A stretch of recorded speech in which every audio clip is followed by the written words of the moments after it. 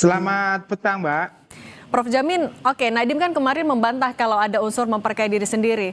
Artinya kan salah satu yang harus dibuktikan dalam sidang adalah ada atau tidaknya mens rea. Nah, untuk membuktikan itu, apa yang bisa dilakukan oleh JPU untuk menguatkan maupun dari pihak Nadiem untuk membantah? Ya, tentu kalau kita lihat konteks mens rea yang diadakan di pasal 2 dan pasal 3, khususnya pasal 2, itu ada perbuatan melawan hukum yang dilakukan oleh terdakwa ini, Nadiem ini. Nah, apa perbuatan melawan hukum yang dilakukan? Ada nggak aturan kebijakan yang dilanggar atau peraturan perundang-undangan yang dilanggar secara formil yang diatur dalam ketentuan peraturan perundang-undangan? Nah, kalau dia sebagai seorang menteri diperintah oleh presiden pada saat itu adalah Jokowi, maka apakah perintah tersebut sudah didasarkan kepada perintah yang benar? Kalau perintah tersebut adalah perintah yang benar, dilaksanakan dengan benar, berarti tidak ada perbuatan melawan hukum. Tetapi kalau perintah itu berasal dari orang yang salah, tidak memiliki dasar yang benar, maka tetap diikuti padahal diketahuinya adalah perintah yang salah, maka orang itu dapat dipidana. Masuk orang yang memberikan perintah. Jadi yang perlu dibuktikan oleh jaksa penuntut umum nantinya terkait dengan pasal 2, ada enggak perbuatan melawan hukum yang dilakukan oleh Makarim ini sebagai terdakwa terkait dengan pengadaan komputer tersebut. Tadi dikatakan bahwa hanya satu vendor atau hanya satu Chrome saja, tidak punya alternatif lain. Nah, itu perlu diselidiki. Kalau begitu, kemungkinan ada pengarahan terhadap satu vendor tertentu untuk dimenangkan. Nah, apa ada kickback enggak? Nah, kalau tidak punya alternatif lain, contohnya bahwa barang tersebut tidak punya pengganti satu-satunya yang hanya bisa diperuntukkan dalam situasi tertentu dan tidak ada substitusinya, nah itu biasanya diperbolehkan. Tetapi kalau ada benda lain yang sama di kualitasnya, maka harus ada pembanding.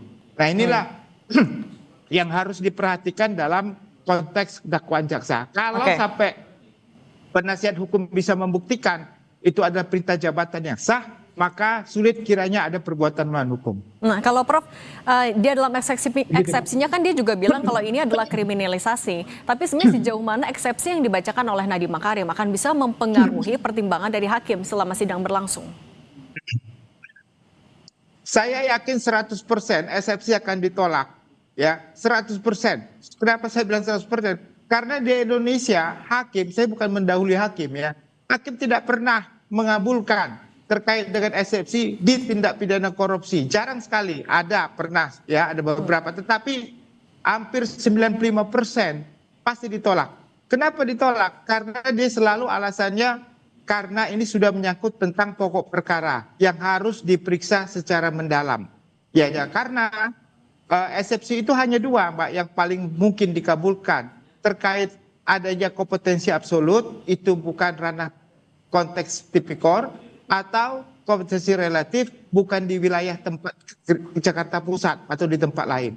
Itu saja. Padahal eksepsi itu banyak sekali yang diatur dalam KUHP kita banyak sekali. Tapi ini negara kita, ya pengadilan pada umumnya menolak eksepsi itu. Nah, ada keuntungan melakukan eksepsi walaupun dia tahu akan ditolak pada umumnya karena dia bisa membeberkan kejadian tersebut. Nah, ini saya mau kasih tahu, di KUHP yang baru itu harus ada pemaparan, begitu ya.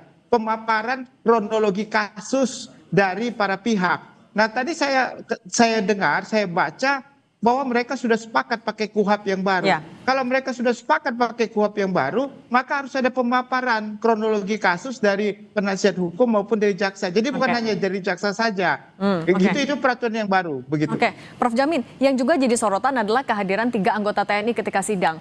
TNI bilang memang sudah ada kerjasama antara TNI dan juga Kejagung. Tapi ini adalah hal yang wajarkah ketika pengamanan dilakukan di ruang sidang? Ingin saya katakan, ini bukan peradilan militer, ya. Jadi hanya peradilan militer yang baju seragam militer boleh ada di ruang persidangan, ya. Ini sipil, jadi tidak boleh ada militer berseragam militer di pengadilan sipil. itu contempt of court, ya. Itu namanya contempt of court. Itu namanya hakim sebenarnya tadi harus lebih tegas, ya. Itu menghina pengadilan itu. Kalau pengadilan militer boleh, ya. Ya, kalau pakai seragam militer di pengadilan sipil nggak boleh, dilarang. Itu sudah bisa dijadikan contempt of court, ya. Artinya Jadi tapi bisa kalau itu diadili. sebenarnya tidak boleh, tapi ya kemarin terlanjur dilakukan. Ini dampaknya apa? Loh, itu peringatan keras harus disampaikan oleh Ketua Mahkamah Agung kepada Panglima TNI. Ya, jadi harus ada koordinasi dari Ketua MA kepada Panglima TNI supaya anggotanya ditertibkan. Ya, jangan sampai nanti ada kejadian lagi seperti itu. Nanti dilihat dunia internasional, kita ini sebenarnya negara militer, kok bisa sampai ada pengadilan sipil militer pakai seragam di situ. Oke. Nah ini kan agak aneh begitu. Oke, Nggak bisa boleh jadi itu. presiden buruk juga kalau gitu. Prof Jamin, terima kasih sudah berbagi bersama kami, Guru Besar Hukum Pidana Universitas Terima Pelita kasih. Harapan. Sehat selalu Prof Jamin.